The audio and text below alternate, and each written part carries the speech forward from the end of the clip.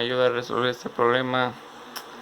El control está prendido, pueden verlo, pero se queda trabado. Se supone que esa bolita de allá debería girar, pero no, está trabado. Le pico 0, bolita, cancelar. Miren, no pasa absolutamente nada. El control está prendido y todo sincronizado.